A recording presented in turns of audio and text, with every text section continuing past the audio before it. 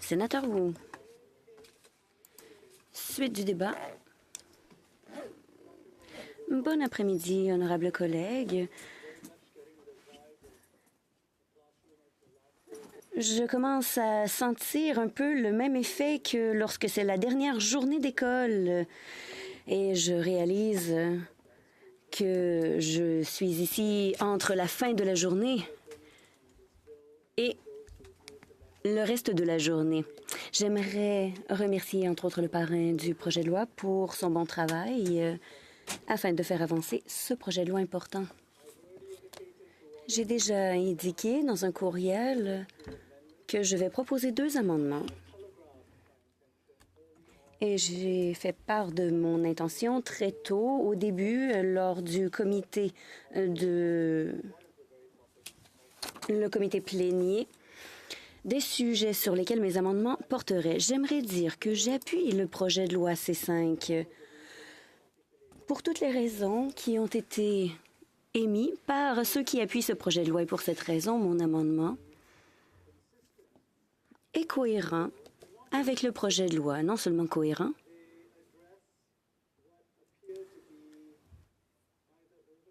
mais il répond aussi à un manquement ou une différence qui était peut-être prévue ou non.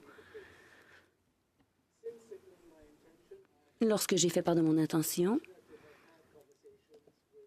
j'ai eu l'occasion de parler avec des représentants du gouvernement.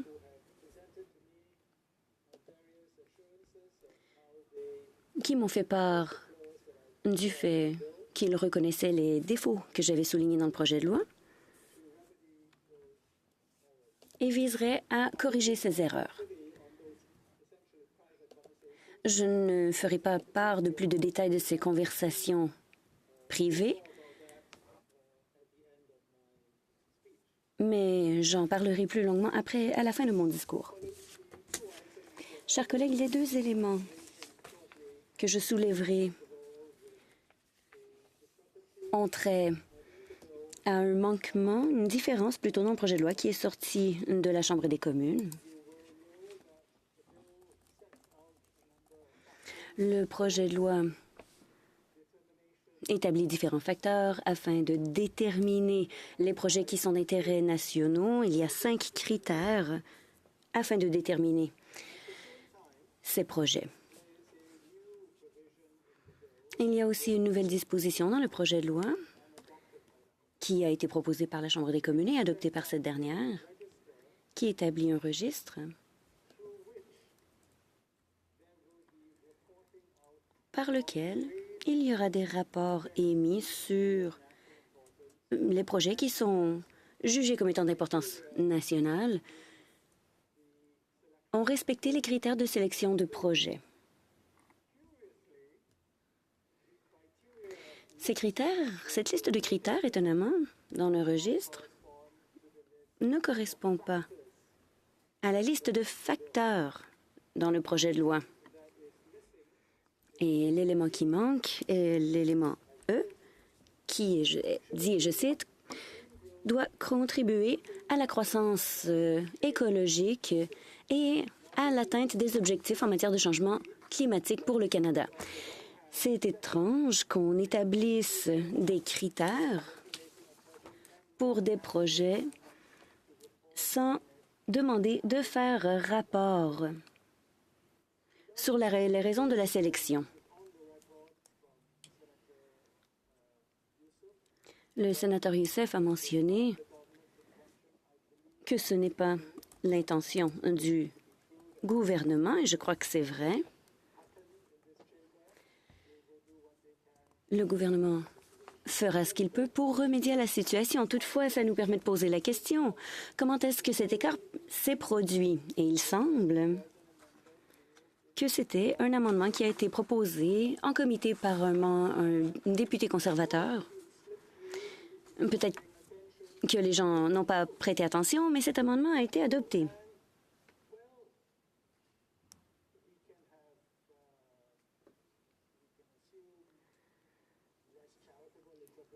Et bien qu'on pourrait prêter une interprétation un peu moins polie, eh bien, il y avait une interprétation, c'est qu'il y avait l'intention que ce critère ait moins de poids dans la balance.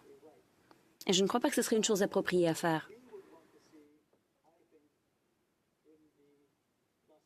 Étant donné ce que l'on voudrait voir dans la classification et désignation des projets d'intérêt national.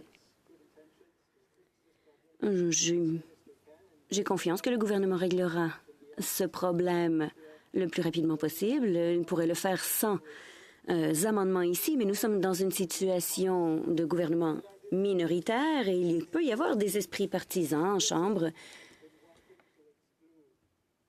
qui voudraient peut-être exclure l'élément E de facteurs de considération. Ce sera donc le premier amendement que je déposerai. Le deuxième est un peu plus spécial. Je l'ai soulevé assez souvent ici en cette chambre que vous comprendrez. Savoir avec la loi sur les instruments statuaires. Cette loi est archaïque et établit des éléments de rapport, des processus de consultation qui peuvent sembler encombrants et peuvent être décrits comme étant des formalités administratives inutiles. Toutefois, je comprends qu'il est aussi l'intention du gouvernement de retirer ces formalités administratives et cet encombrement pour pouvoir approuver les projets, mais encore plus important, pour avoir une meilleure certitude pour ceux qui proposent des projets, ces projets d'intérêt national qui ne se retrouveront pas coincés dans le processus administratif.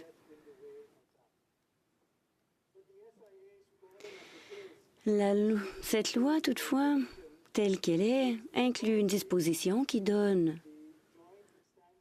le pouvoir au comité conjoint sur l'étude des réglementations dont j'étais le président au cours de la dernière législature, ce comité qui étudie les instruments de la loi pour s'assurer que ces réglementations soient cohérentes avec les projets de loi qui seront adoptés. Il est évident qu'on ne peut pas entrer dans les détails de la réglementation qui est nécessaire pour tout projet de loi qui entrera en vigueur. Et c'est la raison pour laquelle nous avons dans le système Westminster, ici et ailleurs, ce genre de comité. Malheureusement, en éliminant l'abdication de ce projet de loi, de l'article 19 de la loi, annule aussi le travail de l'examen du comité.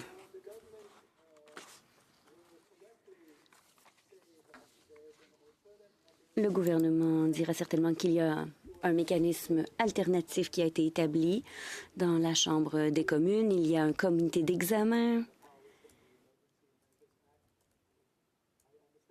qui obtient ses pouvoirs de la loi sur les mesures d'urgence. C'est aussi un comité conjoint qui pourra étudier la façon dont ce projet de loi sera mis en œuvre.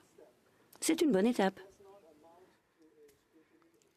Toutefois, ce n'est pas la même chose que l'examen des réglementations par un comité, et pour deux raisons. Premièrement, ce comité d'examen aura une approche plus large, à savoir si le ministre a respecté ses pouvoirs, les a utilisés de façon appropriée, et étudiera la façon dont le projet de loi C5 est bien établi et respecte les règles. Je ne crois pas que ce comité ira vraiment dans les détails. Il y aura l'expertise de souligner des erreurs juridiques précises dans la réglementation en lien avec le projet de loi. Ce genre de travail spécialisé, avec un soutien spécialisé d'une équipe juridique, est disponible dans notre comité à nous. De plus,